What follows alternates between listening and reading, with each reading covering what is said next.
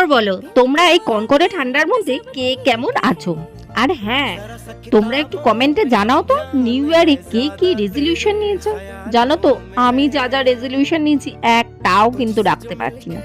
প্রথম রেজলিউশনে নিয়েছিলাম প্রত্যেক দিন সকাল সকাল উঠে আমি শরীর চর্চা করব, তার সাথে নিয়মিত একদম হেলদি খাবার খাবো আর নো পিএনপিসি।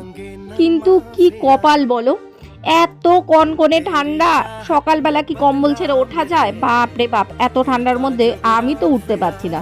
তাই সুতরাং প্রথম রেজলিউশনটা আমার ভেঙে গেল। আর দ্বিতীয়, এত চারপাশে সুন্দর সুন্দর খাবার, সেগুলোকে না খেয়ে কতক্ষণ নিজেকে কন্ট্রোল করব। আর তৃতীয়, দেখো যতই হোক আমরা তো মেয়ে, আর মেয়েরা পিএনপিসি করবো না সেটা কি সম্ভব?